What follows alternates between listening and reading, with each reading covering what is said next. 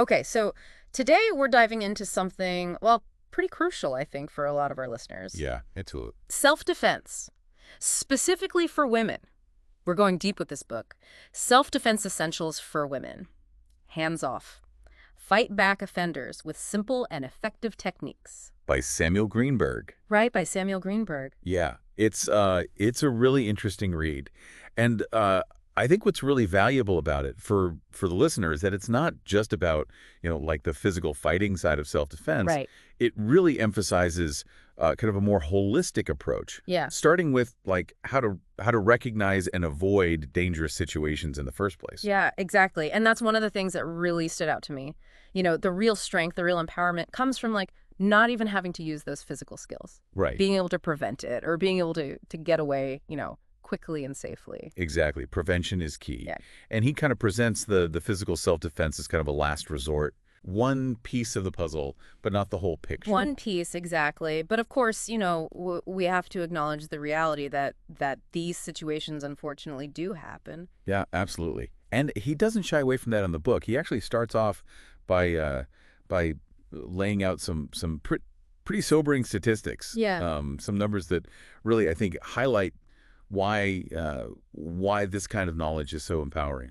Absolutely. And I mean, some of the figures he quotes, I believe they were FBI statistics. Okay. But they're pretty stark. We're talking about a violent crime happening every 19 seconds. Wow. And a rape every 5 minutes. That's alarming. Yeah. And those aren't just abstract numbers. Those are real, real people and real trauma. Absolutely. And what's I think also kind of important for understanding, your risk is when and where these attacks are more likely to occur. Right. So the book points out that, between 8 p.m. and midnight, that's when most of the attacks happen. Oh, wow. And then also younger people, specifically girls, age 14 to 17, they're at increased risk. Yeah. With the most dangerous age range overall being 14 to 23. Wow. That's, yeah, tough to hear, but it's important to know. Yeah, definitely. And then, some of the other stats that he mentions, really make you think about how we perceive these kinds of crimes. Yeah. Because, he says that 70% of rapists knew their victims. Oh, wow. And that 20% of rapes happen on the first date. So that really changes things, right? It's not always about the stranger in the dark alley. No, it really makes you think about, even in situations where you might feel comfortable. Right. Trusting your instincts, setting those boundaries. Absolutely. And the final stat he mentions, I believe, is 1 in 3 women may experience attempted violence in their lifetime. Wow. So it's a widespread issue, unfortunately. Yeah, it is. So, I mean, that's kind of the sobering reality that we're dealing with. Right. But, our aim with this deep dive is to really dig into this book and give our listeners, the most valuable information to help them feel safer and more confident. Yeah. Without overwhelming anyone. Absolutely. So let's start by talking about how Greenberg approaches this whole idea of avoiding violence in the first place. Okay. Yeah, and he dedicates a significant portion of the book to that, because he really reinforces this idea that preventing a dangerous situation, that is the most effective form of self-defense. Right. Right. Right. So, always being aware of your surroundings, making choices to avoid risky places. Right. Think about it. Walking through a dark park late at night. Yeah. Standing on an unlit porch when you could be inside. Yeah.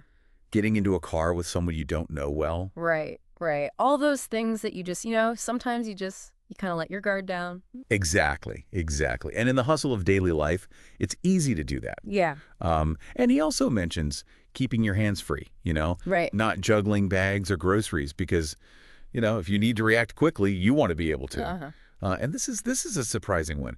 He actually suggests avoiding being engrossed in phone calls or listening to music when you're in an environment where you feel uneasy. Right. Oh, interesting. Okay. Yeah. Why is that? Well, the reasoning is that, when you're focused on your phone or you're listening to music, you're not just less likely to notice someone approaching or a situation unfolding nearby. Right. But you're also signaling to a potential attacker that you're distracted. Yeah. You're an easier target. Makes you an easier target, yeah. Yeah. And he brings up a really interesting point about self-confidence Oh, okay.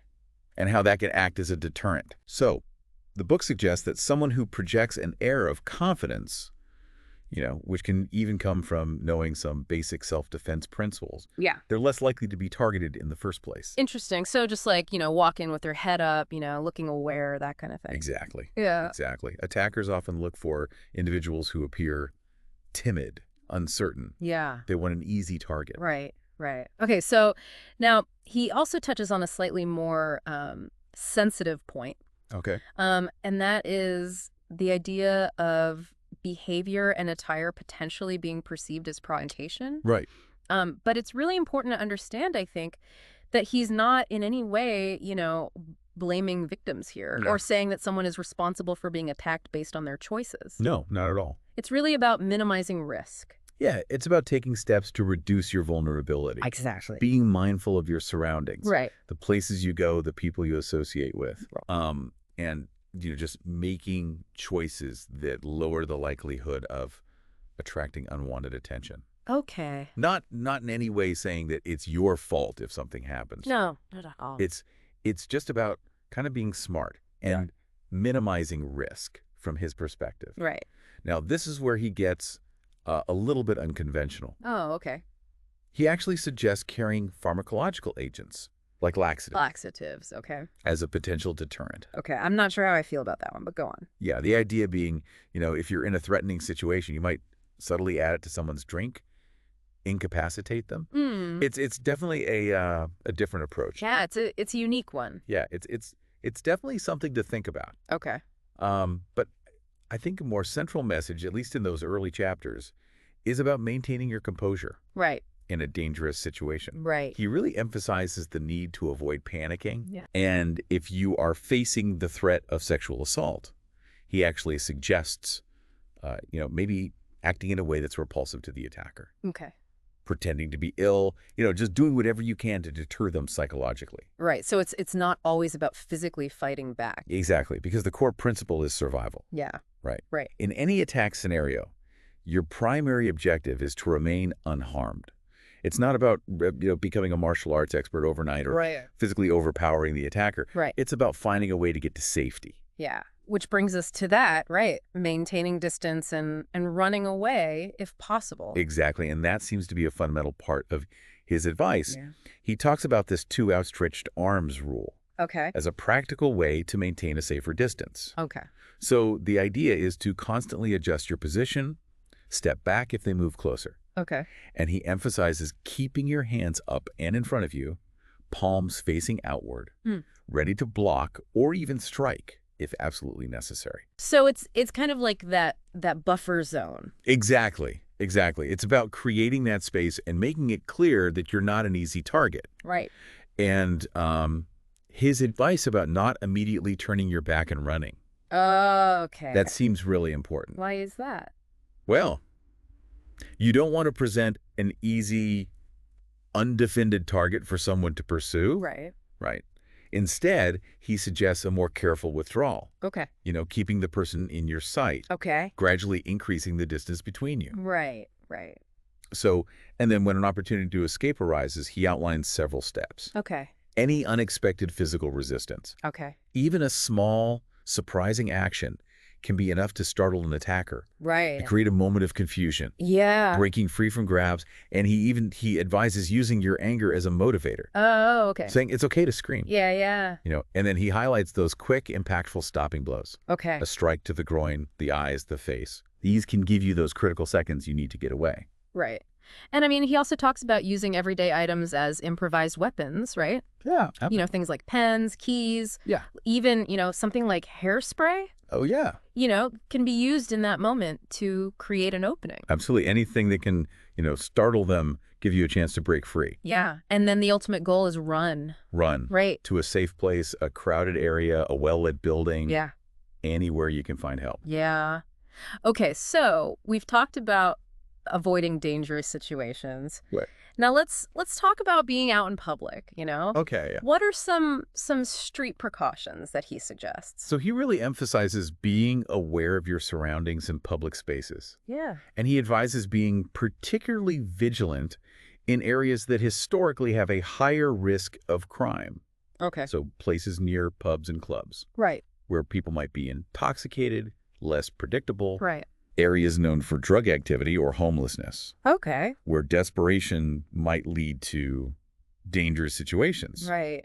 And even seemingly mundane places like poorly lit multi-level parking garages Oh, yeah. can be risky. Those can be creepy. Yeah, absolutely. Yeah. So, I mean, it's really about, knowing your environment, Right. being aware of those potential danger zones. Exactly. Yeah. And he even recommends planning your routes, especially if you're in an unfamiliar city, Okay. and even consulting with locals or the police about areas that might be best to avoid altogether. Okay. Yeah, good advice. Yeah, and a very practical tip he includes is the suggestion of taking taxis or ride-sharing services at night, Right. especially when you might be walking alone. Yeah. It's just about, opting for a safer mode of transportation when possible. Right. Right. Okay, so we've talked about avoidance. We've talked about, being aware of your surroundings. Right. Now let's talk about deterrent means. So these are things that you can do or things that you can carry with you Right. that might discourage an attack from happening in the first place. Exactly, making yourself seem like a less appealing target. Right. So what are some of the things that he suggests?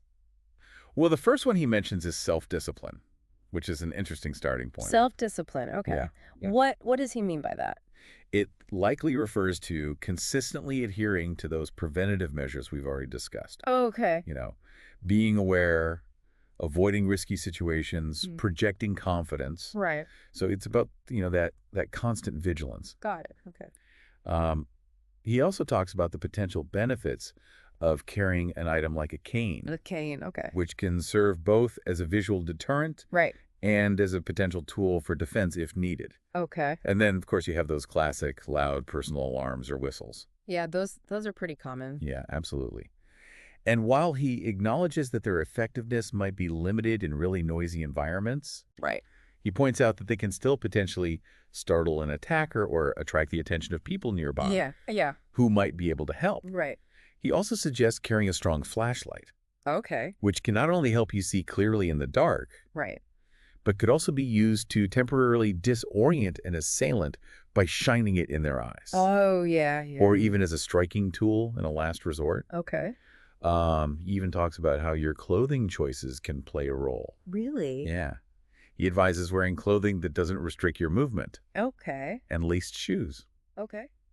ensuring that you can move freely and won't lose your footing if you need to run or defend yourself. Yeah. Makes sense. Yeah. Okay, so what else does he talk about in terms of deterrent means? He talks about using elevated positions and barriers, Okay. which is quite tactical. Okay. Simply standing on a curb if someone approaches you on the street, Right. or using an object like a shopping cart or even an empty box Hmm. as a temporary shield. Yeah. That can provide both a psychological advantage and a physical barrier. Right. So just putting something between you and a potential attacker. Exactly. And he really stresses the importance of always identifying potential escape routes Yeah. in any environment you're in. Right. Whether you're indoors or outdoors, Yeah. is about being prepared, Yeah. having a plan. Okay. And anything else in terms of deterrence? Finally, he mentions a strategy for a situation involving multiple attackers, Okay.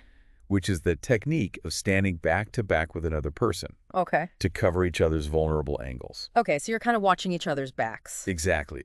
Now, this is a more complex scenario, Right. but it's worth noting as a potential tactic in extreme circumstances. Right. Okay, so we've talked about a lot of, external things, being aware of your surroundings, using deterrence. Right. But let's talk about body language. Okay, yeah. Chapter 3 specifically addresses self-defense and body language. Yeah, and I think this is really interesting Yeah. because it's about those subtle cues that can either make you appear more vulnerable Right. or help you identify a potential threat. Exactly. And what's insightful is that he explains how both individuals who might be looking to harm someone and potential targets often unconsciously communicate through their body language. Interesting. Yeah, attackers frequently seek out individuals who project an image of vulnerability. So someone who's like, slumped over. Exactly. Slumped posture, avoiding eye contact, seeming generally unsure of themselves. Right. So the key takeaway is that even if you're feeling nervous or uncertain internally, consciously projecting a more confident demeanor, Yeah. holding your head up, walking with a purpose, Yeah. that can actually deter potential attackers. Right. Right. Okay, so what about on the other side? Okay. How can we recognize potential threats through body language? So he provides a list of warning signs to be aware of. Okay. Someone who seems to be deliberately avoiding making eye contact with you Okay. while still subtly watching your movements. Someone who appears to be concealing something. Okay. Or someone who looks like they are positioned to make a quick getaway. Right. These could all be red flags. Yeah, okay. And he also describes how to recognize individuals who might be, described as aggressive or confrontational. Okay. Those who take up an excessive amount of personal space, Right. try to appear physically imposing, Yeah. might even make gestures like rolling up their sleeves Okay. in an attempt to intimidate. Right. His advice is straightforward. Yeah. If possible, avoid engaging with these individuals altogether. Yeah, walk away. Exactly. Okay, so anything else about body language we should know? Well, he also talks about eye contact and facial expressions. Okay. Someone who frequently looks away during a conversation Hmm. might be feeling guilt or nervousness, while someone displaying wide eyes could be trying to appear innocent. Right. But he makes an important distinction between general nervous movements and what could be true indicators of aggression. Okay. So, a pale face, narrowed pupils, a rigid fixed gaze. Yeah. Those can be signs that someone is genuinely about to attack Right. and might not be dissuaded by, verbal attempts to de-escalate. Right, so that's a real warning sign. Exactly. He contrasts this with someone whose face might turn red while yelling, suggesting that this person might be more reactive Okay. and less likely to engage in premeditated violence. Okay, so it's about learning to read those signs. Exactly. Differentiating between bluster and a genuine threat. Okay. And finally, he discusses the difference between assertiveness and aggressiveness in your own language Okay. when interacting with others. Okay. He emphasizes the importance of using clear explanations, stating your boundaries respectfully, Right. rather than resorting to commands or threats, as a more effective way to de-escalate potentially tense situations. So it's like, be firm, but not overly aggressive. Exactly. Okay, so we've covered a lot of ground here. Yeah, we have. Let's move on to chapter 4, Okay. which gets into the fundamental principles of self-defense, specifically for women. Yeah. So, this is where we really start to get into like the philosophy behind it. Right. The underlying principles that inform the techniques. Yeah. Exactly. And one of the key principles he highlights right away is the importance of acting quickly and unexpectedly, Okay. especially given the potential physical strength disparity Right. that might exist between a woman and a male attacker. Right. In self-defense, surprise can be a huge advantage. Yeah. And he revisits the idea of using any available object as a potential tool. Right. And he even mentions the surprising effectiveness of spitting in the face Oh, wow. Okay. as a last resort tactic Okay. to shock an attacker and create an opportunity to escape. So just anything that can catch them off guard. Exactly. And what's particularly insightful is the introduction of this principle of using the attacker's own force and momentum against them. Okay. It's the concept he calls soft wins solid. Soft wins solid. Soft wins solid. So think of it like this. Mm.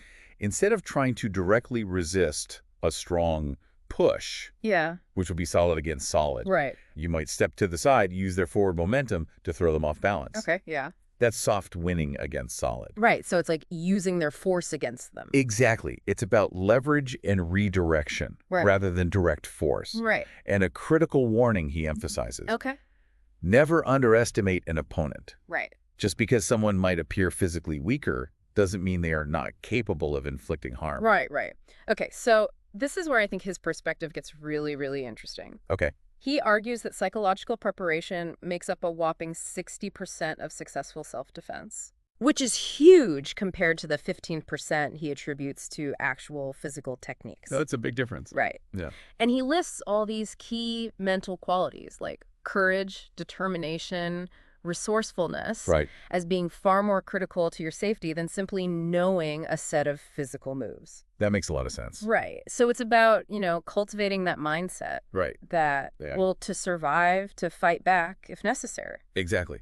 And he even brings up the idea of initiating an attack first. Okay. If it becomes clear that an attack is unavoidable. Okay. Taking the assailant by complete surprise. Okay. So it's about, being proactive, not just reactive. Right. And this is where the concept of mental rehearsal becomes really important. Okay. He strongly advises mentally practicing potential self-defense scenarios Okay. in various environments, Right. at Sure. home, in your car, walking on the street, Okay. and even visualizing using potential improvised weapons Right. that might be readily available. It's about preparing your mind to react instinctively. Right. So you're not caught completely off guard. Exactly, exactly. Okay, so to kind of summarize these core principles, Okay. surprise, acting quickly, and developing that strong psychological attitude, Right. those are the foundations. Yeah, But ultimately, the most effective form of self-defense is avoiding the dangerous situation in the first place. absolutely. Prevention is always the best strategy. Yeah. Okay, so now let's get a little bit more concrete. Yep. Can you walk us through some of the basic self-defense techniques that he describes in the book? Yeah, absolutely. So let's start with a common scenario. Okay. Someone grabbing your wrist from below. Okay. So for that, he describes a technique that involves rotating your arm inwards and then upwards, Okay. specifically directing your movement towards the opponent's thumb. Their thumb. Okay. Because the thumb has significantly less strength and stability compared to the rest of the hand. And this rotational movement leverages the strength of your entire arm against their weaker grip point, Mm-hmm. making it easier to break free. So it's like you're using their weakness against them. Exactly. Exactly. Okay. Now, what about a grab from the front waist? Okay, for that type of hold, he suggests a sharp, forceful turn of the opponent's head to the side. Okay. This sudden movement disrupts their balance, their focus, creating an opportunity for you to break their grip or follow up with another defensive action. Right. Right. Okay. And lastly, what about if someone throws a punch? Okay, for a direct punch towards your face, the technique he describes involves quickly bringing both of your hands up to grab the incoming fist simultaneously, Okay. aiming to intercept the punch. Then, and this is key, you bend backwards at the waist to create distance Okay. and disrupt their balance, Right. while simultaneously striking their groin or stomach area with your leg. Okay. This utilizes the momentum of their attack against them while targeting a vulnerable area. Okay. So, I mean, these all seem like relatively simple actions. Yeah, they are. But as he points out, the effectiveness is in the surprise. Exactly. It's about that element of surprise and the decisive intent behind the movement. Right, right. Okay, so to wrap things up, we've talked about a lot from this book. We have. What are the key takeaways that you would want our listeners to remember? I think the biggest ones are, being self-aware of your surroundings, Yeah. actively avoiding potentially dangerous situations. Right. Those are your primary lines of defense. Right.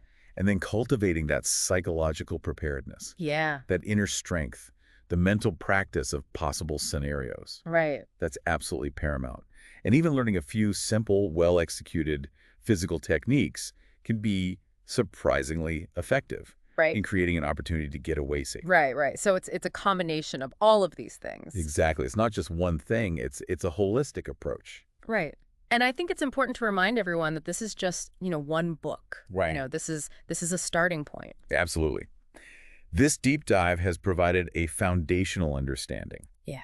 But for those who want to develop even greater confidence and skill, further exploration of these concepts, and even practical hands-on training Yeah. can be incredibly valuable. Absolutely. Absolutely. Now, here's a final thought for everyone listening. Okay.